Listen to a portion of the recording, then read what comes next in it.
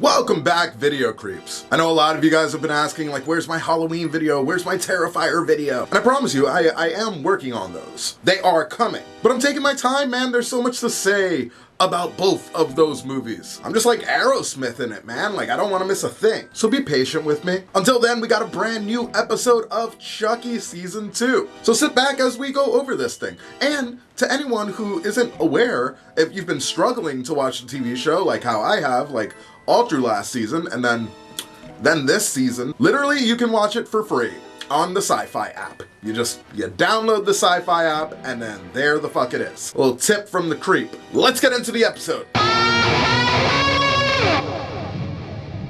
First and foremost, I think this is the most relaxed episode yet. And that's not to say bad. I hear, like, whenever you hear that word in entertainment, people automatically think like boring or like non-engaging. And the truth of the matter is that's just not the case with this episode. This episode had my full attention. It was just a bit more grounded than the previous two. There's no like jumping storylines where like, first we're with the kids, then we go to see Andy, and then we're with Tiffany, and then what's up with Nika. Instead, the entire episode is focused in one setting, which I think is cool because it lets the audience zero in on one in particular storyline. That's the thing about this show. Like, there's no shortage of things going on. But in this episode, we really tighten up. We really focus on what's going on with the kids, which is super important. We love Nico, we love Andy, we love Kyle and Tiffany. But in this show, those kids, they are the meat. This is their story. I actually watched this with Brad since he's here. We're filming the next season of That Figures, and that's a plug. Subscribe to us. And he goes, at least we get plenty of Chucky. And I have to agree, no matter what direction that this show decides to take us in or what storyline we choose to focus on,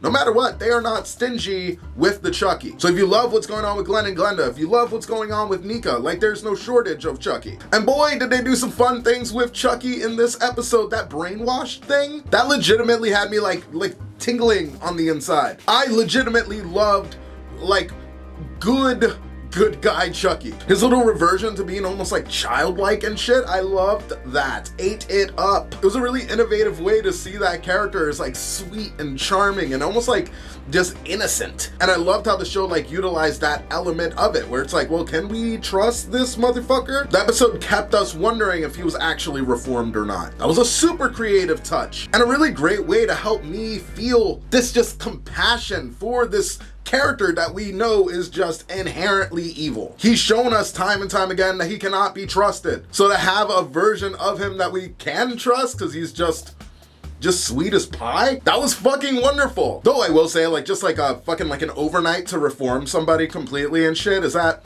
really how that works? I mean, how long did it take Alex to get reformed in Clockwork Orange? I don't think it took one night. I feel like wasn't it like a week or some shit? Like, I don't really know. I know he was in jail, and then like, how long did it take? Which, on the subject, Clockwork Orange, Chucky, like his fucking eyes open. What a great aesthetic. Just having him watch like Psycho and like The Thing and shit. Like, wonderful. Thank you for that. And now it like pains me to know that he might not even be in like the next episode and shit. I've like grown attached to good guy Chucky. But the truth is, I can't imagine like fucking like Buffy, the fucking swolled up killer doll. Yeah, I can't imagine him losing to sweet Chucky.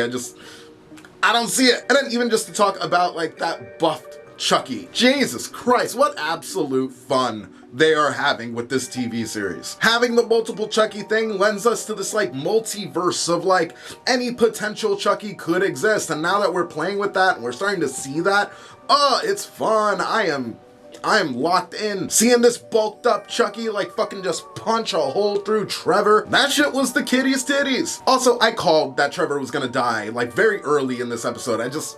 I felt it in my loins. I saw him early in the episode and I was just like, my Chucky senses went off. I was like, oh, he's gonna die. I'm sorry. There's just too many like bigger things going on in the TV show for us to focus on this like haphazard problem bully. If anything, I could see him being a bigger problem now that he's like in their room. They're gonna have to deal with that at some point and shit, which I don't understand. I would have just been like, hey, dead person in my room. Don't love that. He just wasn't a character that I thought we needed to fucking like enhance the show. I knew that he was gonna die. We don't need Lexi to have a more significant bully than what she was and shit. Like that, she's the bully. She's the one. And just to talk about Lexi, seeing her stand up to him was fucking just It was so fulfilling. Of all these characters, Lexi's just the most complex in so many different ways. Even this new conversation that's happening, that's not happening, about how she's starting to feel misplaced in this group. Devin and Jake are a unit, and sometimes she gets pushed out of that, so now she has to like cater to this relationship with Nadine, who like isn't, they're different. It's one of those things that's bubbling under the surface along with her drug addiction. And I am just so excited to see that boil over. And of course, Nadine makes it through another episode. I'm gonna have to make like a little chart or something that like we can just track how far she makes it, because like I'm squarely a Nadine fan now. Like I love her. She reminds me of Charlie from It's Always Sunny in Philadelphia. She's a little wild card. I'm invested in her being a new part of this little group of people. Jake and Evan get like discovered in this episode as well, so that's another thing that's just gonna start boiling until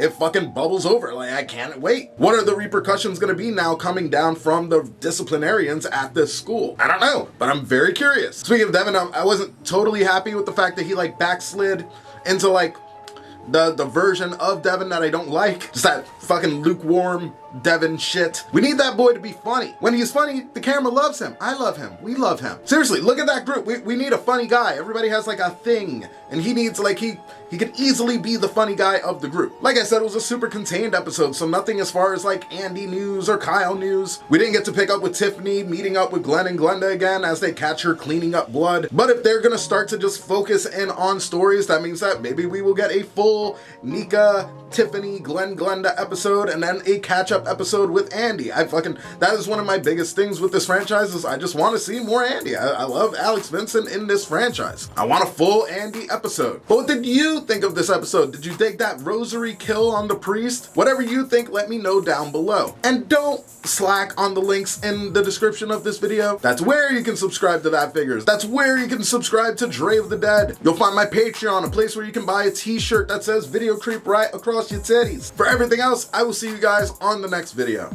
Peace, Video Creeps.